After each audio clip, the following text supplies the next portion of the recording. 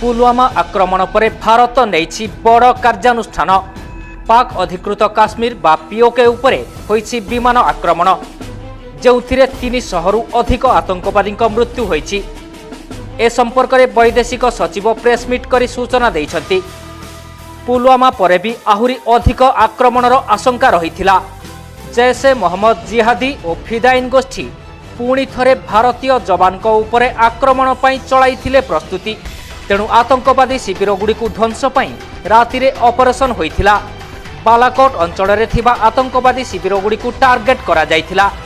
जैश ए मोहम्मद आतंकवादी संगठनर मुखिया मौलाना मासूद आझार सला यूसुफ आझार सेही शिविर गुड़ी चलाउथिला बोली जणा पड़िछि।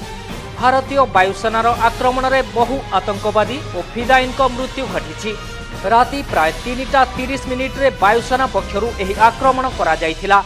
सेपटे पाकिस्तान सीमारे पसी भारतीय वायुसेनार आक्रमण पर पाकिस्तान मध्य सुजोग अपेक्षारे रहिछि।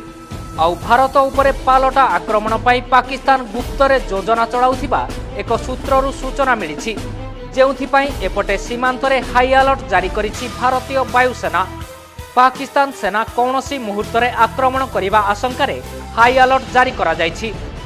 एहा सह सीमांतर समस्त प्रतिरक्षा शिविर उपरे कड़ा नजर मध्य रखा जाइछि।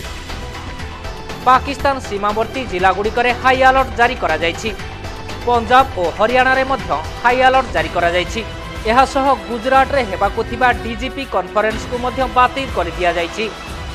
खाली सेतिकी नुहे, पाकिस्तान वायुसेनार संभाव्य आक्रमण को दृष्टि रे रखी भारतीय सीमारे एयर डिफेन्स सिस्टम को मध्य हाई अलर्ट रे रखा जाइछि। कहिबाकु गले पाकिस्तान रो जे कोनोसी संभाव्य आक्रमण को प्रतिहत करिबा पई संपूर्ण भावे प्रस्तुत रहिछि भारतीय सेना।